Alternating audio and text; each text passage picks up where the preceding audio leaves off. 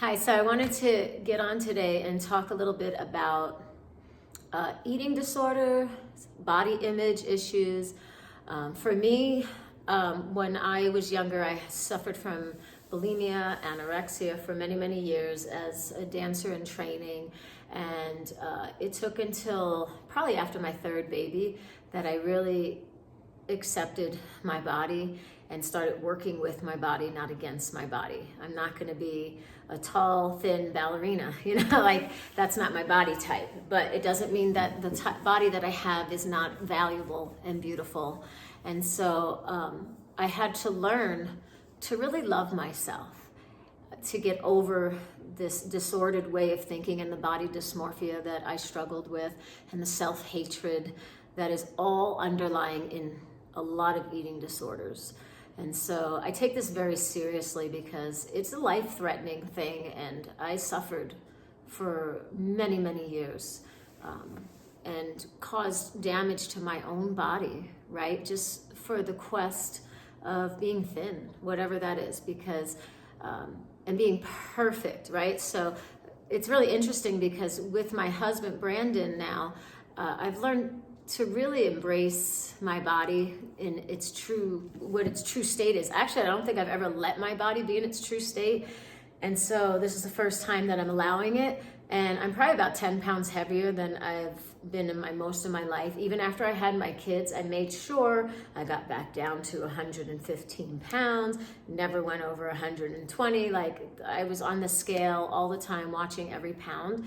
And I stopped weighing myself probably the last 2 years, and it's been the best thing for me. And what I want to say is that it was such a struggle for me when I was younger to be a fitness instructor, to be a dancer, because people immediately are looking at your physique. And here I am now, I'm coming online and I'm going to start doing these dance classes, Pilates, and there is this little fear in the back that what if people judge me and they don't think I'm perfect. But I don't really care about that. Now that I'm older, and I talk about this in my other video about aging with grace, you get to be 50 years old, I'm 55, and you just don't care anymore, like what people are thinking. So that was a big thing for me, to let go of what other people think. And number two, what was really important for me was to be healthy. Like, I eat for my health. I eat things that make me feel good. Like, sugar doesn't make me feel good. It hurts my joints. It makes me feel miserable the next day. I always say I have a junk food hangover because it just hurts my body. And so it's not that I don't eat sugar at all. If there's an occasion, I'm going to eat sugar, although I'm going to feel it the next day. And that's fine, right? But it's in moderation. But the key is that I'm healthy and that I'm striving for health. And I'm hoping that I can encourage people to be more healthy and move more, right? Because movement is also part of health. And so in my classes that I'm going to be offering, I'm seeking to inspire mature people 40 and up, but also just people who maybe were less active and are now trying to be active, or maybe thought they could never dance and wanted to dance, right? There's potential for everyone, right? So my goal is to inspire, lift people up, because I am doing that. Even just by me doing my classes, I am stepping out with courage and breaking away from the mindset of everything has to be perfect in order for me to do this. So in my classes, you're not going to hear me talk about getting ripped abs or toning your butt. You're strengthening your butt. You're strengthening your abs so that they can carry you through the day. And that's a beautiful thing. And to think of it more like that, like I had somebody once in my class and they were like, oh, is this going to burn off this cellulite on my leg? And I said, well, I don't really want you to think about your cellulite when you're doing this exercise. I want you to think about the muscles and the bones and the strength. And maybe the cellulite will be less, but who cares, right? Women naturally have cellulite. First of all, we got to get over that we're just going to be looking airbrushed. That's just fake on the camera. But for most women, we naturally carry some body fat because that is natural for a woman to do, and especially in your child-rearing years. So if you are go, still in your 20s, 30s, even early 40s, and can still have a baby, your body will hold on to fat. That's just natural too, as well. So just embracing that. I had to learn, after I had my kids, right? I had to learn to accept the extra skin that's on my belly and look at it as almost like how when you get a tattoo or something like that, like it reminds me that I carried 3 lives in my body. And that's such a beautiful thing. And we beat ourselves up because we want to be so perfect. And just seeing that is a testament to, first of all, me being a woman and being able to do that. Wow, and that there's these 3 lives that I love my 3 kids so much. And so it reminds me of that passage and that journey that I went on, that chapter in my life. So even accepting that, right? We're so hard on ourselves. So I just really want to encourage people to be in their bodies and love their bodies and want to be healthy, right?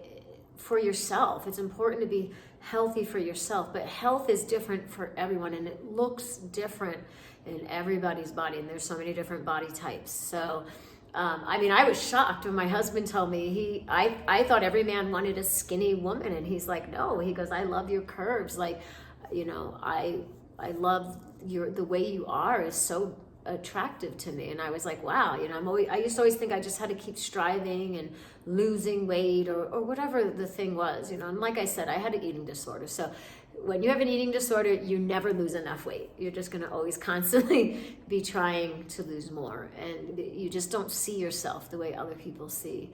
And so if you are struggling with an eating disorder, my heart is with you, because it's such a long battle, but I just ask that you get help.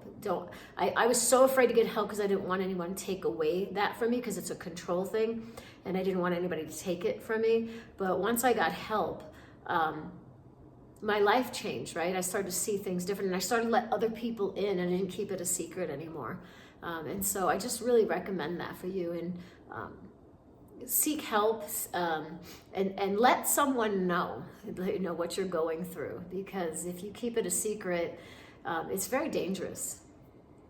So my heart, once again, is with anyone that is suffering from eating disorders, and I hope that you can see that there's hope on the other end. There really is hope on the other end. I thought I would never come out of the cycle, and here I am today, and I love eating again. I love being able to eat a meal and not think about how I'm going to burn it off, or get it out of my body, or guilt myself for it. Like, I don't eat for guilt anymore. There's no good and bad foods. I don't put moral judgment on food.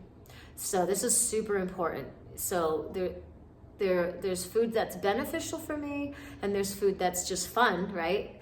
And so sometimes I eat a fun food, and most of the time I eat food that's beneficial for me, that is doing something on a cellular level for my body and makes me feel energized and good, so that I can dance every day.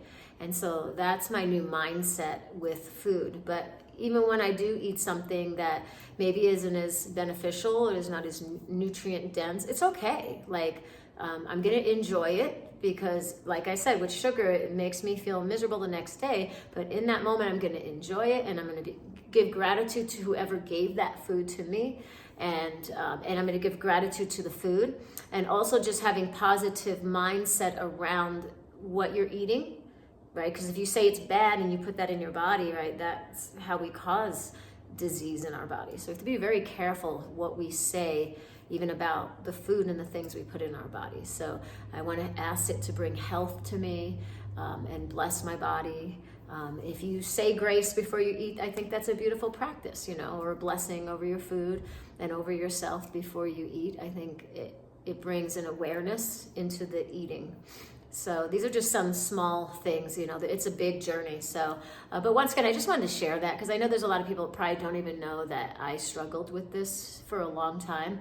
And if I can just help someone with a little bit of my story, that makes my heart so happy. So I love you all, and I hope to see you in some of my online classes. Or in Sedona, come to our beautiful dance community and dance with us. We just have fun. There's no judgment. And I feel so blessed to be here. And so thank you so much for listening, and hope that I helped someone today. Take care.